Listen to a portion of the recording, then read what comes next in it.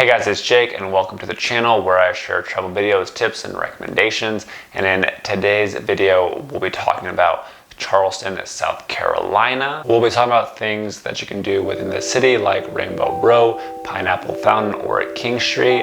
And if you think that I left anything off the list, then please add that down to the comments. I would appreciate that very much. If you're wanting to see things about the plantation homes or the beaches, you'll want to subscribe because we'll be going over those things in my next video. And if you guys could do me a huge favor and hit the like button, it just lets YouTube know that people like the video, so it will get shared with more people, which is obviously a help for a small channel like me. All right, enough of that. Let's dive into Charleston.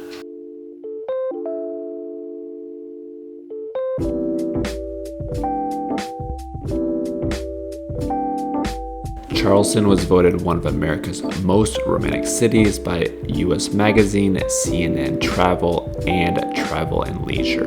The city of Charleston has an estimated population of about 140,000 people, and if you include the surrounding areas, it is around 800,000. Charleston is characteristic of a classic US southern state where it's hot and humid with temperatures in the 80s to 90s during the summers and highs in the mid-40s during the winters. Charleston was founded in 1670 and spelled Charlestown in honor of King Charles II of England. It didn't change the spelling until 1783 after the Revolutionary War. Charleston played a major part in the Civil War, as the war not only began there, it ended there once the Union took control of the city. Fort Sumter was the site of the first shots fired in the Civil War and is located in Charleston Harbor. The National Park Service maintains a visitor center for Fort Sumter at Liberty Square and provides boat tours which depart nearby. The Port of Charleston is one of the largest ports in the United States. And that is enough about the history, so let's talk about what you can do when you're there. We can explore up and down King Street. King Street is one of America's most visually spectacular avenues.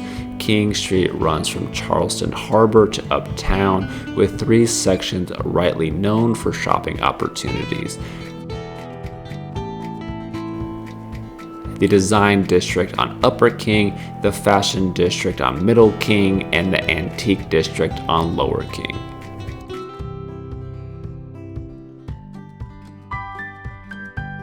Let's go shopping at the Charleston Historic Market. The City Market is a historic market complex in downtown Charleston. Established in the 1790s, the market stretches for 4 city blocks. It was developed as a replacement for the city's beef market building, which burned down, and throughout the 19th century provided a convenient place for area farms and plantations to sell beef, produce, and to socialize.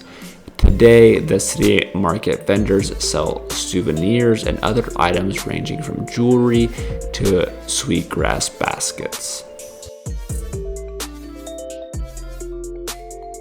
You can have a delicious breakfast at Calis Hot Little Biscuit.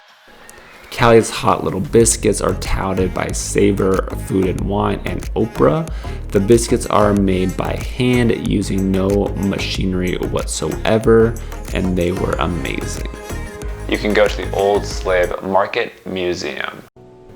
The Old Slave Market Museum, which is located on Chalmers Street in the Historic District, is the first African American museum, which was opened in 1938. Throughout the antebellum period, or the time before the Civil War, Charleston continued to be the only major American city with a majority slave population. Slave ownership was the primary marker of class, and even the town's freed men and free people of color typically kept slaves if they had the wealth to do so. The building is believed to be the last existing slave auction facility in South Carolina. You can enjoy the promenade and see the Pineapple Fountain. pineapple fountain was placed in Charleston's waterfront park in 1990 during the spring after Hurricane Hugo hit. Pineapples are popular in Charleston and symbolize hospitality. You can see the colorful homes on Rainbow Row. Rainbow Row is an iconic strip of homes along the harbor that date back to the mid-18th century. The homes are not open to the public, but are the most photographed attraction in the city and are featured heavily in local art. But if you spend enough time in the South, there's a lot of places that look pretty similar to this, like when we went to New Orleans. You can head down to the Battery to see the water and look at some Civil War artillery pieces. The Battery is a historic defensive seawall and promenade located at the tip of the peninsula, along with White Point Garden, a park featuring several memorials and Civil War era artillery pieces. You can munch on some amazing donuts. The Glazed Donut bring unique, homemade artisan donuts to Charleston and boast about the fact they only use natural ingredients. We stumbled on this one morning after we weren't able to go to Calis Hot Little Biscuit and found the donuts to be phenomenal. You can grab some coffee at Betty and Bo's. The coffee shop Betty and Bo's originally opened in January 2016 in a 500 square foot space in Wilmington, North Carolina. The original shop was run by 19 employees with intellectual and development disabilities, which was a cause I would gladly support, and the coffee was pretty good too.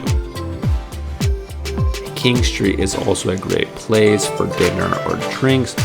We went to Felix and thought the place was good and would highly recommend it.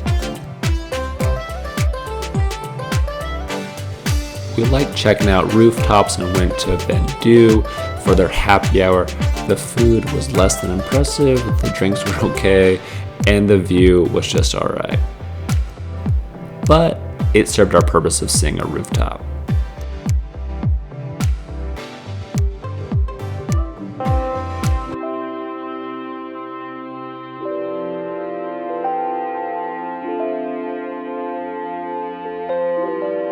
Thanks so much for watching, and I hope you guys have a better idea of what you can do when you're in Charleston.